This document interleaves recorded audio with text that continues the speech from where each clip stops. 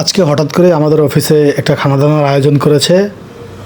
তো এটি দেখে আমি ভাবলাম যে হয়তো ঝালমুড়ির আয়োজন করছে, তো সেটি সত্যি হলো। এখানে পেঁয়াজের ছোকলা ফেলে এখানে কেটে রাখা হয়েছে, আর বাকি পেঁয়াজগুলি কাটা হচ্ছে। এখানে কাঁচামরিচ, ধনেপাতা, এরপরে আরও অন্যান্য মশলা রাখা হয়েছে। তো এই কাঁচামরিচগুলো কাটা হবে, আর এই পেঁয়াজ দেখতে পাচ্ছেন এগুলো কাটা হবে। তো এগুলি মোটামুটি পরিষ্কার করার পরে এখানে ধনেপাতাগুলো ধুয়ে নেওয়া হচ্ছে এবং অন্যান্য মশলাগুলো মোটামুটি ধুয়ে নেওয়া হচ্ছে। তো একটু ধুয়ে পরিষ্কার করে সুন্দর করে আবার আসলে কাটা হবে। এই যে অন্যান্য মশলাগুলো রাখা আছে, যেগুলো মুড়ি, পেঁয়াজু, ছোলা, বেগুনি আর অন্যান্যরা সবাই এখানে বসে এগুলি কাটা হচ্ছে। এই যে পেঁয়াজ, ছোলা ছাড়িয়ে এখানে রাখা হয়েছে কাটার জন্য। এখন পেঁয়াজ কাটা হবে আর এই মরিচগুলো কাটা হবে। মরিচগুলো দেখতে বেশ তরতাজাই মনে হচ্ছে আমার কাছে। মনে হয় যে এখনই গাছ থেকে ছিঁড়ে এনে আমাদেরকে কেউ দিয়েছে, কিন্তু বাস্তবে আমরা এগুলো সব কিনেই এনেছি। তো এটি আসলে আমাদের একটি ফ্যাক্টরি। তো এখানে আমাদের আসলে 3 পিস তৈরি হয়। আমরা আপনাদেরকে পরে এটি অবশ্যই দেখানোর চেষ্টা করব। সো পেঁয়াজ মোটামুটি কাটা শেষ পর্যায়ে, আর মশলাগুলো কাটা মোটামুটি শেষ পর্যায়ে।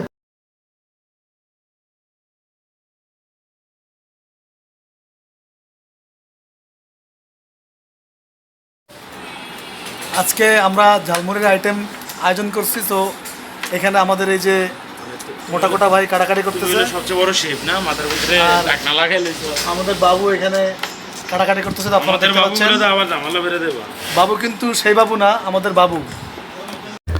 মশলাগুলো কাটার পরে এখানে রেখে সুন্দর করে মাখানোর আয়োজন চলছে। তো আপনারা সেটি দেখতে পাচ্ছেন। মশলাটিকে ভালো করে মাখিয়ে এরপরেই পাশে রাখা রয়েছে বেগুনি আলুর চপ, সেটি দেওয়া হবে একটু পরে। তো আগে মশলাটি ভালো করে মাখিয়ে নিয়ে এরপরে বাকিগুলো দেওয়া যাবে। মশলাগুলো মাখা হয়ে গেছে, এখন আমরা বেগুনি, পেঁয়াজু আর আলুর চপগুলো আমরা ভেঙে দেব। তো এগুলো ভাঙা হচ্ছে এখন। এগুলি ভাঙা হয়ে গেলে সুন্দর মতো ওই মশলার সাথে মিলিয়ে দিতে হবে। আর এই পাশে দেখতে পাচ্ছেন এটা ছোলা বুট। তো ছোলা বুট আমরা এনেছি এর সাথে মাখিয়ে দেওয়ার জন্য। আসলে হয় কি, এই সমস্ত জিনিস খাওয়ার সময় আমাদের আসলে যেহেতু মুসলিম, সেহেতু আমাদের আসলে রমজান মাসের কথা খুব মনে পড়ে যায়। কারণ আমরা তো রমজান মাসে আল্লাহর 30 দিনে এই ধরনের মুড়ি মাখা খেয়ে থাকি। তো সেরকম একটা চমৎকার একটা ফিল কিন্তু চলে আসে রমজান মাসের। অন্যান্য সকল মশলা মাখিয়ে দেওয়ার পরে চানাচুরটি ভেঙে এখানে দেওয়া হবে। কারণ চানাচুর যদি শুরুতে দিয়ে এখানে মাখা শুরু করি তাহলে চানাচুরগুলো ভেঙে যাবে এবং চানাচুরগুলোর যে শক্ত একটা ভাব থাকে সেটি নষ্ট হয়ে যাবে, যার জন্য ঝালমুড়ি খেতে তেমন একটা মজা হবে না। এই জন্য সকল মশলা মাখার পরে আমরা চানাচুরগুলো দিচ্ছি। চানাচুরগুলো দেওয়ার পরে আরেকটা মাখা দিয়ে এরপরে এখানে তেল দেওয়া হবে। তেল দেওয়ার পরে মুড়ি দিয়ে সুন্দর মতো মাখানো হবে, সেটা আপনাদেরকে দেখাচ্ছি, আপনারা সঙ্গেই থাকুন। চানাচুর দিয়ে মাখার পরে এখানে ছোলা বুট দেওয়া হচ্ছে, কারণ ছোলা বুটটা শুরুতে দেওয়া হয় নাই, এই জন্য এখন ছোলা বুটটা দিয়ে নিচ্ছি। ছোলা বুট দিয়ে আরেকবার মাখানো হবে সুন্দর করে, এটাকে এই মশলার সাথে মিলিয়ে নেওয়া হবে। এই মশলাটা যে মাখা হচ্ছে এই সময় বেশ চমৎকার একটা সুস্বাদু ঘ্রাণ আমার নাকে আসছিল। খুবই মিষ্টি একটি ঘ্রাণ এবং খুবই সুস্বাদু। আসলে ঘ্রাণটি পেয়ে মনে হচ্ছে যে খাওয়া শুরু করি, এতটাই মিষ্টি একটি ঘ্রাণ ছিল। আসলে আমি ঝালমুড়ির প্রতি খুবই দুর্বল। তো ঝালমুড়ি আসলে আমার খুবই ভালো লাগে। ঝালমুড়িকে আলাদাভাবে স্বাদ বাড়িয়ে তোলার জন্য এখানে আসলে একটি ম্যাগি মশলা আমরা দিয়ে দিচ্ছি। এটি আপনারা চাইলে দিতে পারেন, না চাইলে না দিতে পারেন। ম্যাগি মশলাটা দিয়ে আবার এখানে তেল দেওয়া হচ্ছে, তেল দিয়ে আবার এটি সুন্দর করে মাখানো হবে। আসলে ঝালমুড়ি আমাদের বাংলাদেশের বেশ জনপ্রিয় একটি খাবার বলা চলে। পৃথিবীর অন্যান্য দেশে ঝালমুড়ি আছে কিনা আমি জানি না, তবে বাংলাদেশে ঝালমুড়িটা বেশি চলে, আপনারা সবাই জানেন এবং হয়তোবা আপনি ভিডিওটি দেখছেন, আপনিও এটি পছন্দ করেন, আমার এটি বিশ্বাস।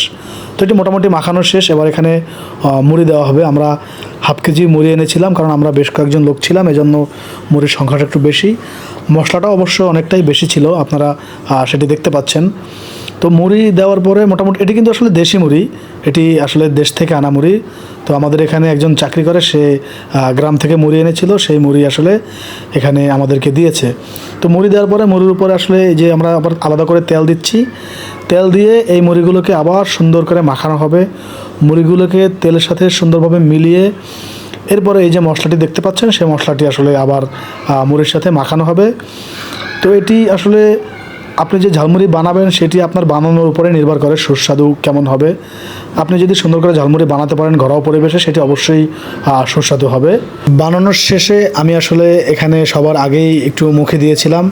তো সেটা নিয়ে আবার একটু মোটামুটি সবাই হাসাহাসি করছে যে ভাই সবার আগেই খাওয়া শুরু করেছে, এজন্য আমি খাওয়াটা বন্ধ করে দিই। এরপর সবাইকে ডাকি এবং সবাই বিসমিল্লাহ বলে খাওয়া শুরু করি। আসলে সবাই মিলে একটি আয়োজন করলে যে কোনো আয়োজন হতে পারে, সেটি বেশ একটা আনন্দ পাওয়া যায় এবং ভালো লাগা একটা কাজ করে। তাহলে বন্ধুরা আজ এ পর্যন্তই। ভিডিওটি যদি ভালো লাগে অবশ্যই লাইক, কমেন্ট এবং শেয়ার করবেন।